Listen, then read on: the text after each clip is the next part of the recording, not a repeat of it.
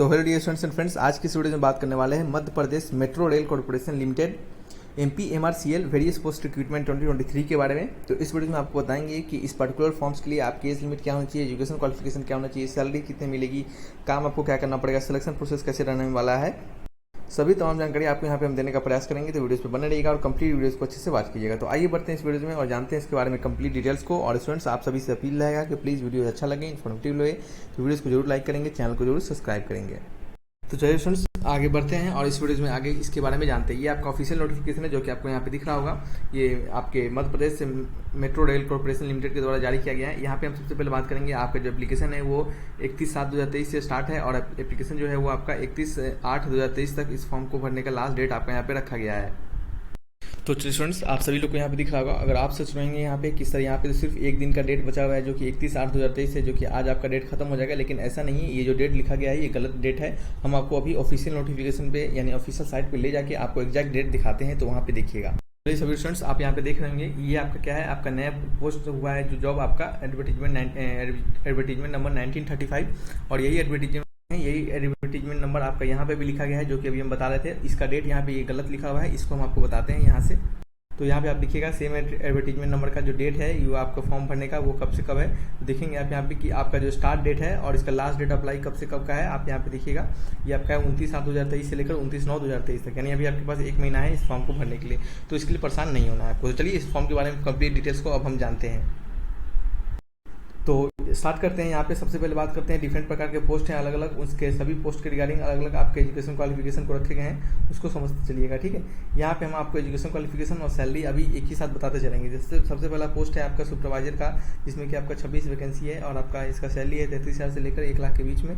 और education qualification में आपका यहाँ पे बैचलर डिग्री इन डिप्लोमा मांगा गया है, ठीक है।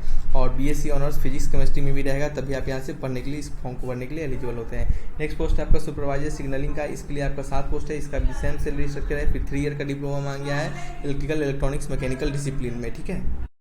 नेक्स्ट आपका क्या है, आपका मेंटेनेंस सिग्नल का वैकेंसी है, जिसके लिए 20,000 से लेकर 60,000 के बीच में आपका इसके रिगार्डिंग सैलरी स्ट्रक्चर है, जिसमें कि मैट्रिकुलेशन पास होना चाहिए और 10th पास होना चाहिए और ITI का सर्टिफिकेट होना चाहिए, ठीक है।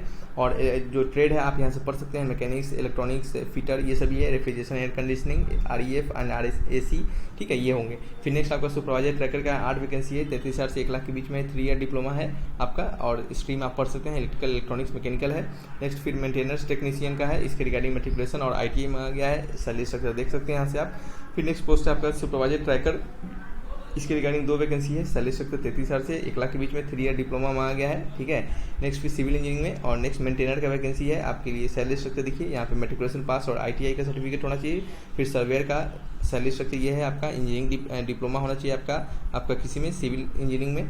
नेक्स्ट फिर मेंटेनेंस का है और वर्कर का मेंटेनेंस वर्कर्स यानी वर्क्स में मेंटेनेंस के लिए फिर मैट्रिकुलेशन और ITI मांगा गया है। स्टोर असिस्टेंट के लिए बैचलर डिग्री मांगा गया है इंजीनियरिंग में, किसी भी डिसिप्लिन से अगर आपने इंजीनियरिंग किया है। नेक्स्ट पोस्ट आपका HR का है, जिसके रिगार्डिंग ग्रेजुएट है आपका कोई भी स्ट्रीम से। और फिर अकाउंटेंट का है, जिसके रिगार्डिंग 25,000 से 80,000 के बीच सैलरी है और इसके लिए BCom और MCom मांगा गया है। ये सभी पोस्ट आपको यहाँ पे दिया होगा कि वेरियस प्रकार के पोस्ट है, उनके सैलरी स्ट्रक्चर क्या है। अब समझ लेते हैं इनके रिगार्डिंग सिलेक्शन प्रोसेस कैसे रखा गया है, उसको समझ लीजिए ध्यान से। चलिए सिलेक्शन प्रोसेस के बारे में बात करें और थोड़ा सा और समझ लेते हैं। आपका एज लिमिट जो होगा वो 18 ईयर कम से कम होना चाहिए और मैक्सिमम 28 ईयर होना चाहिए। और 1 जुलाई 2023 तक आपके सारे एज लिमिट को काउंट किया जाएगा। एज रिलैक्सेशन जो है वो इस प्रकार से यहाँ पे भी दिया जा रहा है। अब समझ लेते हैं सिलेक्शन प्रोसेस कैसे रहने वाला है। सिलेक्शन प्रोसेस को देखिएगा। सिलेक्शन प्रोसेस में पहला जो सुपरवाइजर का पोस्ट है उसमें CBT एग्जामिनेशन होगा और एक CBAT भी एग्जामिनेशन होगा।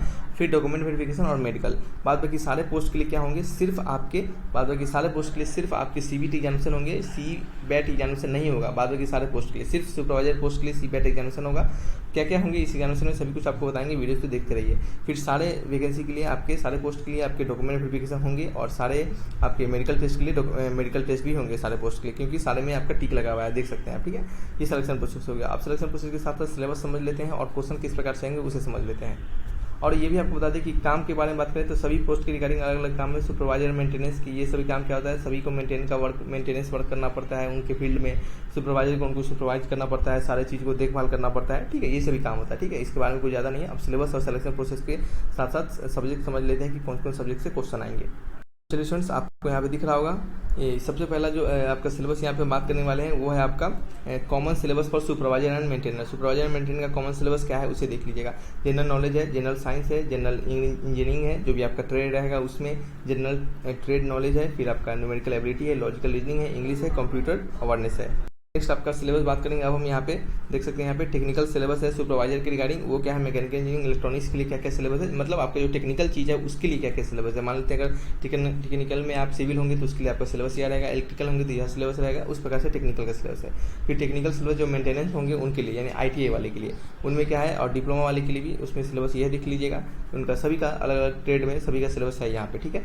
फिर बात कर लेते हैं अब हम कॉमन सिलेबस HR और फाइनेंस के regarding. General knowledge, general science, current affairs English रहेंगे पेपर 1 में, और फिर लॉजिकल एबिलिटी, और फिर quantity aptitude, computer awareness. Next फिर पेपर 2 में असिस्टेंट अकाउंटेंट, और देन फिर ये आपके सिलेबस होंगे। फिर नेक्स्ट अगर बात कर लेते हैं सारे चीज़ के सारे अलग अलग जो आपके पोस्ट है उसके बने। सुपरवाइजर का पोस्ट का सिलेबस यहाँ से कंप्लीट देख लीजिएगा, क्वेश्चन कितने आएंगे उसको देख लीजिएगा, टोटल क्वेश्चन 120 होंगे। फिर इसके रिगार्डिंग यहाँ से देख सकते हैं, उस प्रकार से सारे पोस्ट को आप यहाँ से ध्यानपूर्वक एक एक चीज़ को अपने तरीका से पढ़ सकते हैं, ठीक है। आपको शायद ये सभी चीज़ समझ में आ गया होगा। अब आपको शायद कोई डाउट नहीं होगा सिलेक्शन प्रोसेस और आपके जो क्या क्या क्वेश्चन पूछे जाएंगे उसके बारे में, ठीक है। तो चलिए इस वीडियो को रखते हैं यहीं पे। आने वाले समय में और भी आपको कोई डाउट हो तो कमेंट बॉक्स में लिखकर हमसे पूछिएगा। और सीवेट जो एग्जामिनेशन था उसमें भी आपके वही जो आपके एग्जामिनेशन होते हैं, सिंपली आपको वहाँ पे भी इंग्लिश और हिंदी में आपके क्वेश्चन आएंगे, और वहाँ पे भी आपको सिर्फ रिटन एग्जामिनेशन दिया जाएगा, वो सिर्फ सुपरवाइजर पोस्ट के लिए, ठीक है। तो ये सभी क्या होंगे, आपके सिलेक्शन प्रोसेस हो गए जो कि आपको यहाँ पे हमने आपको बताया है, ठीक है। तो रखते हैं इस वीडियो को, मिलेंगे नेक्स्ट वीडियो में। Thanks for watching. अब देखिए CVT में क्या होता है, ध्यान से देख लीजिएगा। ये जो सिलेबस है यही पेपर 2 में आता है, ठीक है। चलिए तब तक के लिए मिलेंगे नेक्स्ट वीडियो में, तब तक के लिए बाय बाय।